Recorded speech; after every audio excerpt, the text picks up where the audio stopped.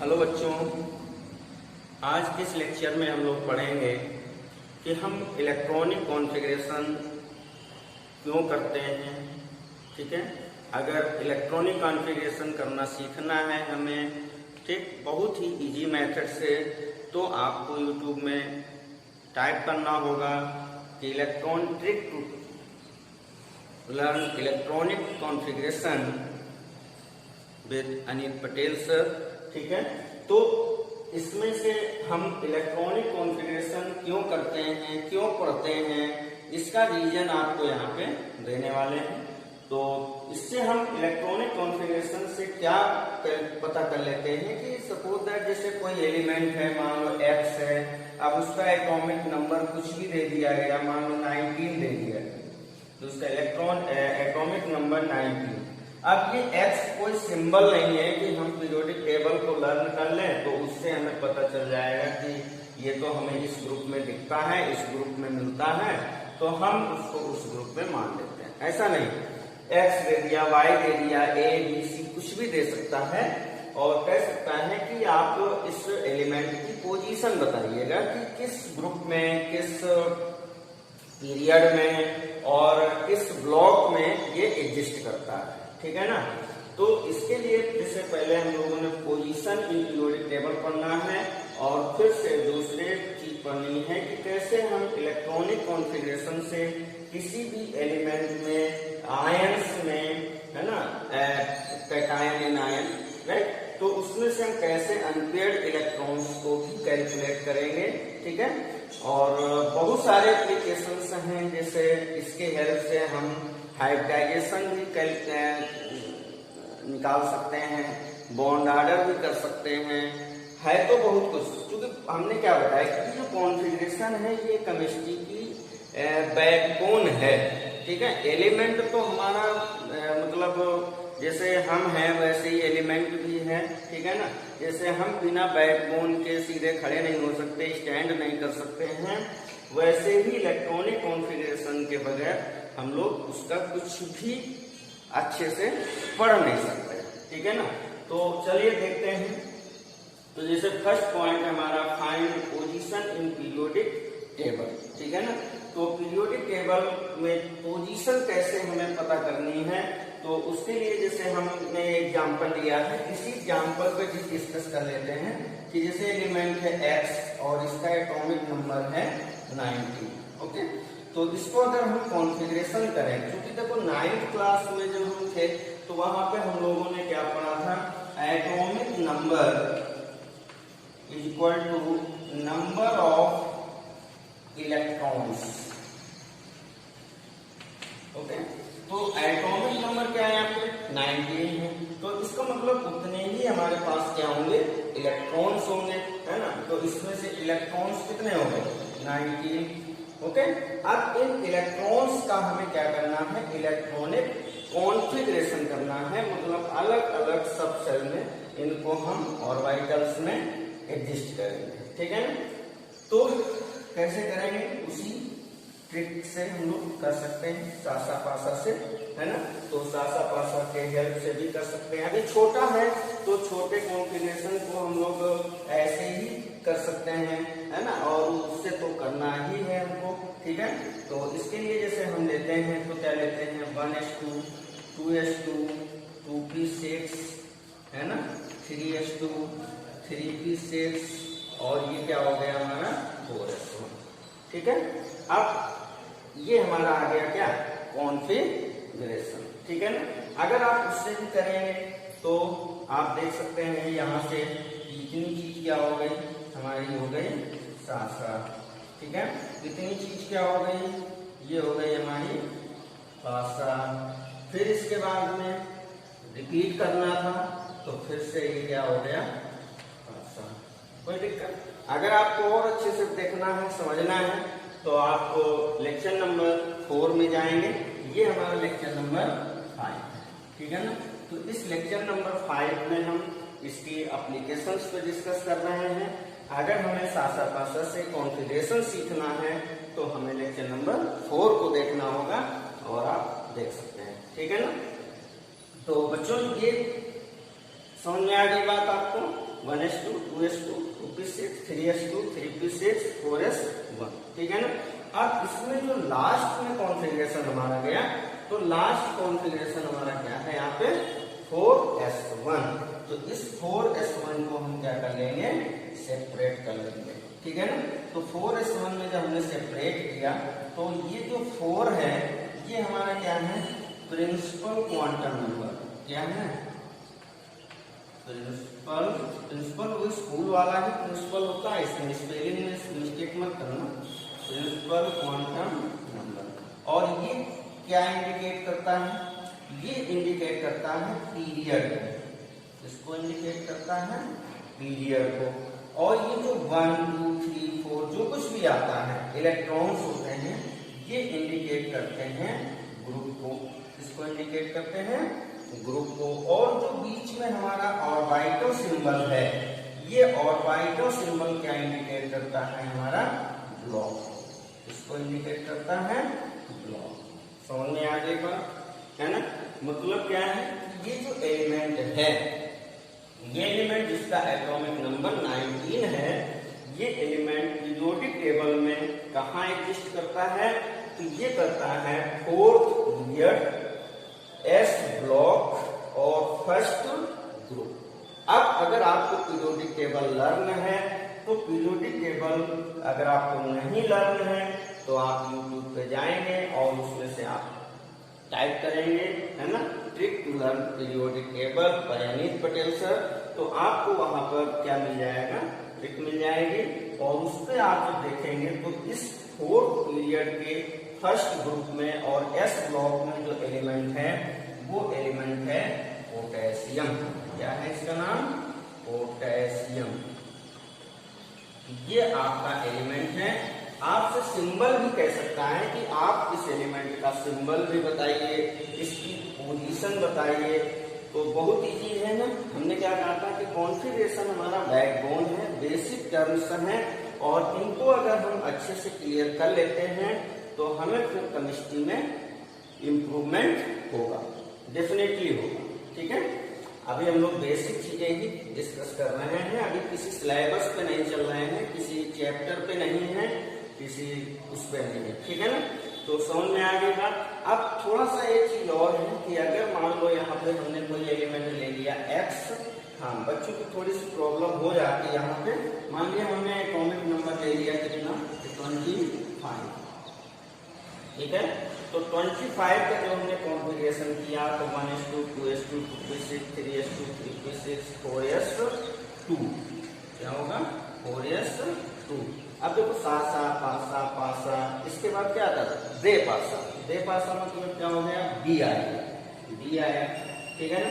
और फिर इसके बाद में डी कहाँ से स्टार्ट होता था, आप लेक्चर नंबर 4 में देख सकते हैं। तो यहाँ पे क्या था कि ये आपका 3D था, ठीक है ना। तो 3D और यहाँ पे क्या हम कर सकते हैं, तो 2 2 4 और ये 6 10 12 16 और ये हमारा क्या हो गया, और ये कितना हुआ 10 18 20 और ये 25, कितना हो गया यहाँ पे 25, ठीक है ना।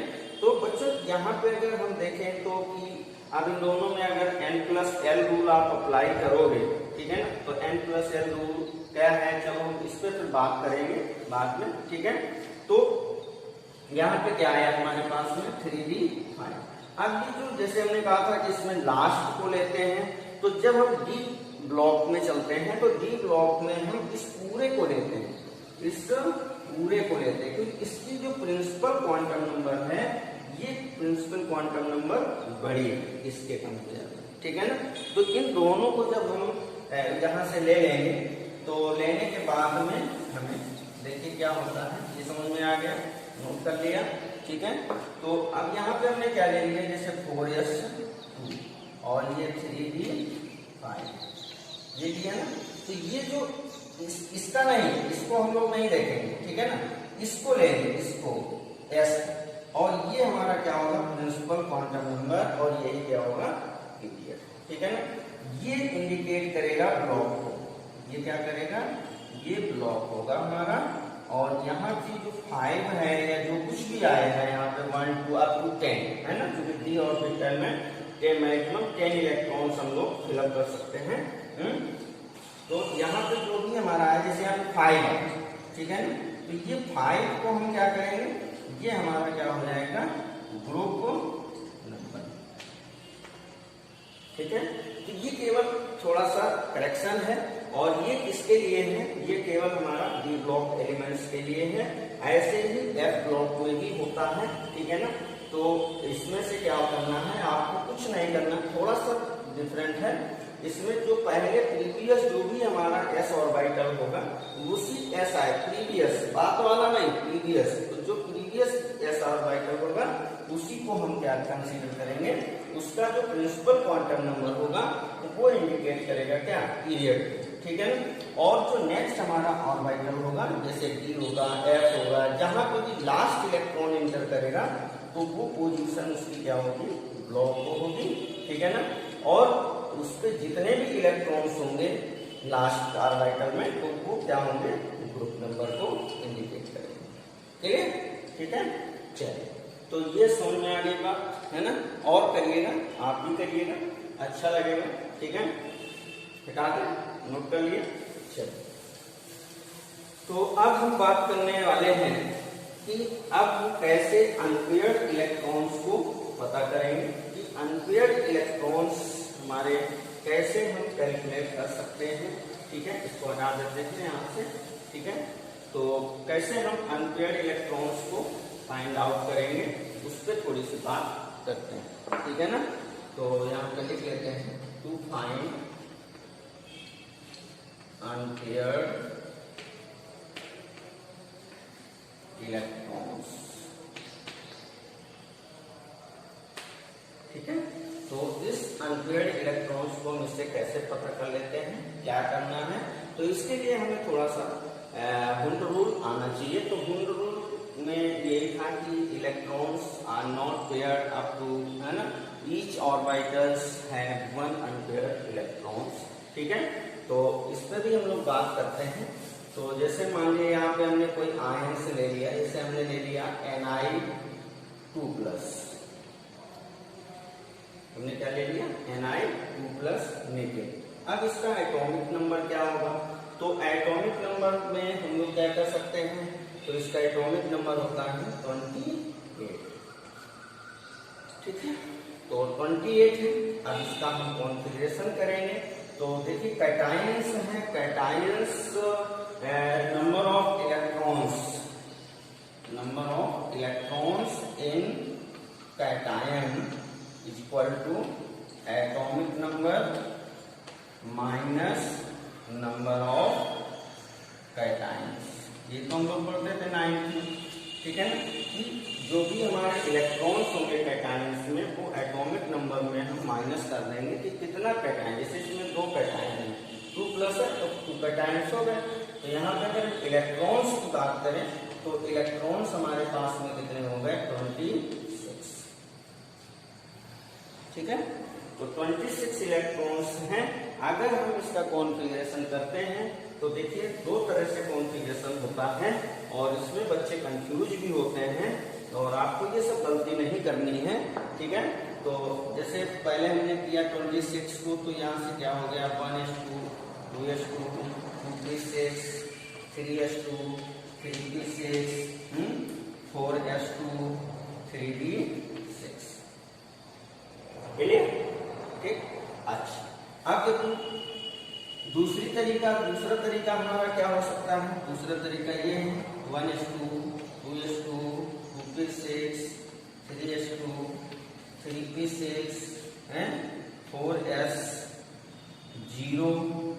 3d8, ये भी हम कर सकते हैं ना, कोई प्रॉब्लम।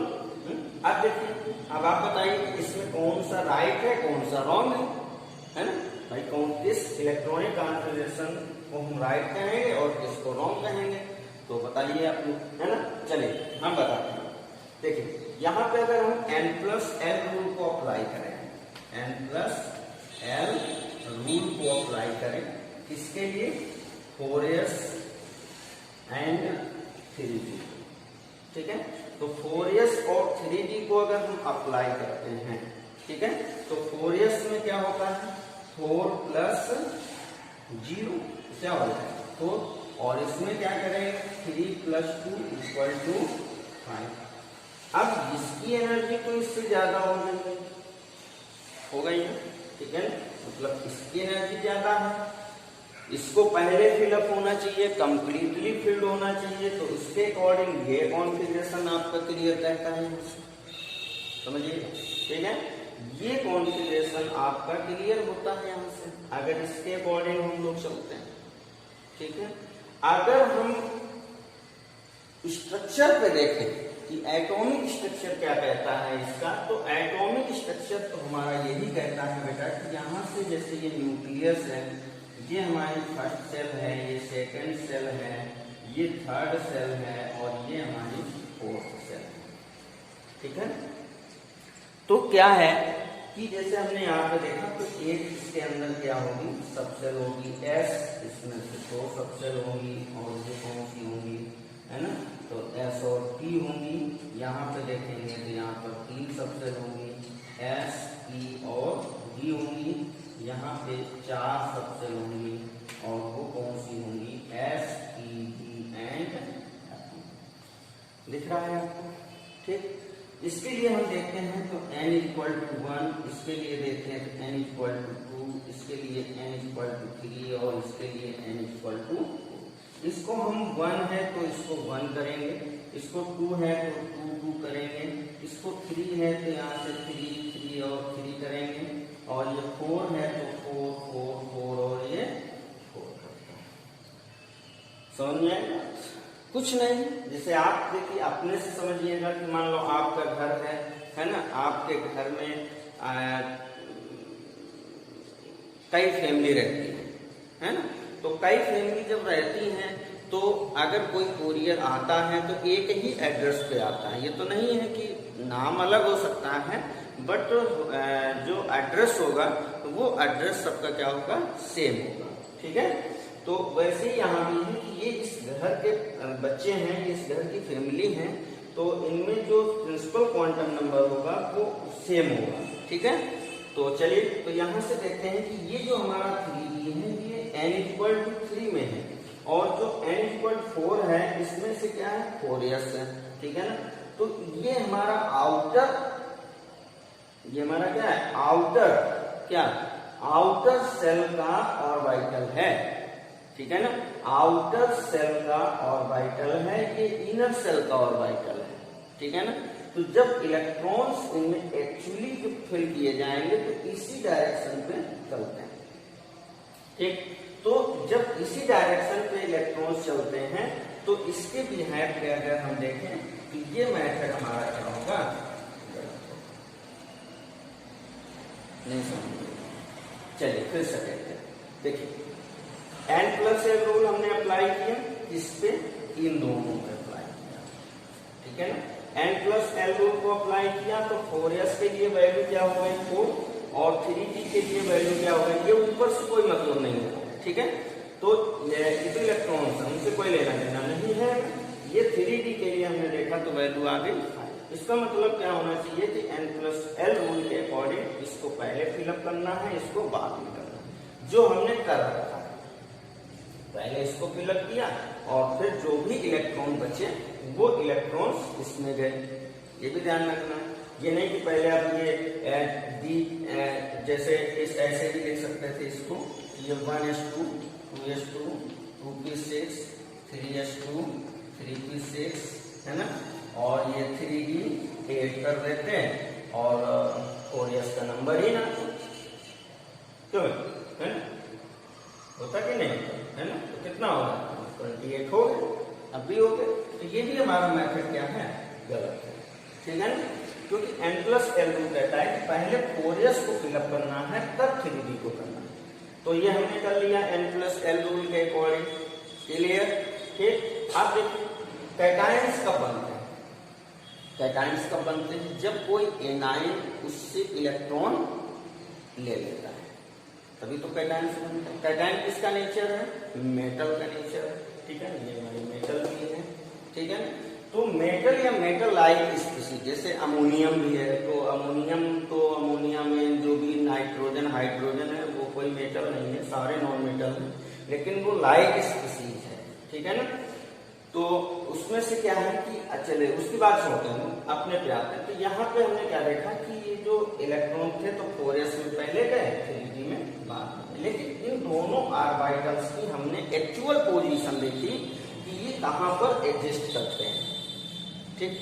जब हमने एक्चुअल पोजीशन देखी कि एटम में कहाँ एग्जिस्ट करते हैं, तो हमने क्या पाया कि ये जो हमारा क्या है, ये हमारा 3d है, ये 3d इसको अच्छे से लिखते हैं, तो ये 3d कैसा है, इनर है, और ये जो हमारा 4s है, ये 4s क्या है, आउटर है, ठीक है। तो जब कोई भी आएगा इलेक्ट्रॉन्स को लेने के लिए, तो पहले 4s से इलेक्ट्रॉन लेगा, ना कि 3d से डायरेक्ट लेगा, ठीक है। चलिए, तो यहां से हमने फिर क्या किया कि 4s के इलेक्ट्रॉन्स को हमने आयंस में कन्वर्ट कर दिया, मतलब ये लॉस कर दिया इलेक्ट्रॉन्स को, और जो इलेक्ट्रॉन्स बचे उनको हमने फिर वहां पे, आप क्लियर हुआ, ठीक। तो यहां से अगर हम अनपेयर्ड इलेक्ट्रॉन्स को निकालते हैं, तो unpaired electrons, number of unpaired electrons अगर हम d ऑर्बिटल में बात करें, तो d में 5 ऑर्बिटल्स होते हैं, और हुंड रूल आपने थोड़ा बहुत पढ़ा भी होगा, तो नहीं पढ़ा है तो हम लोग पढ़ेंगे, 2 3 4 और ये 5, फिर 6 7 और ये 8, ठीक है ना। अब हमारे पास में अनपेयर्ड इलेक्ट्रॉन कितने हैं, तो यहाँ पे क्या हो गया, मतलब अनपेयर्ड इलेक्ट्रॉन्स इक्वल टू कितने अनपेयर्ड इलेक्ट्रॉन्स हो गए, 2, ठीक, कोई प्रॉब्लम नहीं। अच्छा, अब जैसे मान लो Ni2 प्लस ना होता, Ni3 प्लस होता, तो क्या करते हैं, सोचिए, Ni3 प्लस होता तो हम क्या करते हैं, ये दोनों हमारे रॉन्ग है, ये दोनों कॉन्फ़िगरेशन क्या है, पूरी तरह से गलत है। आप ऐसे कभी मत लिखिएगा, नहीं तो आपको काट के 0 नंबर मिलेंगे, याद रखिए, यही आपका सही है और इसी पर आपको काम करना है। तो यहाँ पे जैसे हमने 3 प्लस कर दिया, तो 3 प्लस का मतलब क्या हुआ कि जब ये 4s का इलेक्ट्रॉन निकल चुके, कंप्लीटली रिमूव हो गए, तो फिर वो कहाँ पर अटैक करेगा, अब उसके बाद कौन सी लेयर आती है, 3d की, 3d की लेयर आती है, तो वो 3d पे अटैक करेगा। जब 3d पे अटैक करेगा, तो यहाँ पर 8 ना होकर के यहाँ पे कितने इलेक्ट्रॉन्स हो जाएंगे, 7 इलेक्ट्रॉन्स हो जाएंगे। समझ आई बात, समझ आई। 4 प्लस होता, एक और कम कर देते, कितना कर देते, 6 कर देते, समझ में गए ना। तो अगर इसमें हम करते 3 प्लस में, तो ये इलेक्ट्रॉन और कम हो जाता है, यहाँ से कम हो जाता, तो फिर अनपेयर्ड इलेक्ट्रॉन और बढ़ जाता, कितना हो जाता है, 3 हो जाता। मतलब अगर Ni3 प्लस में देखें, तो अनपेयर्ड इलेक्ट्रॉन्स कितने हो गए, अनपेयर्ड इलेक्ट्रॉन इक्वल टू, समझ आई बात आपको, है ना। तो कैसे हम अनपेयर्ड इलेक्ट्रॉन्स को फाइंड आउट करते हैं, थोड़ा सा यहाँ पर बहुत ज्यादा प्रॉब्लम्स नहीं है, बस इस कॉन्सेप्ट को आपको समझना है कि ये ऐसे आपको इलेक्ट्रॉनिक कॉन्फ़िगरेशन नहीं करना है, ना ही ऐसे करना है, आप उस आशा पाशा से करते जाएंगे, और जैसे एग्जिस्ट करेंगे इलेक्ट्रॉन, उनको वैसे फिलअप कर देंगे। बस ये ध्यान रखना है कि जब ट्रांजिशन मेटल्स की बात आएगी, तो ट्रांजिशन मेटल के केस में हमको क्या करना है कि जो इलेक्ट्रॉन्स रिमूव करने हैं, वो इलेक्ट्रॉन सिर्फ और सिर्फ पहले किससे करना है, हमको 4s से करना है। अगर और इलेक्ट्रॉन रिमूव करने हो, तो फिर हम 3d से रिमूव करेंगे, क्लियर। चलिए, तो ये था, और फिर आगे हम लोग पढ़ते रहेंगे और भी एप्लीकेशंस इलेक्ट्रॉनिक कॉन्फ़िगरेशन के, जैसे हम लोगों को हाइब्रिडाइजेशन पता करना है।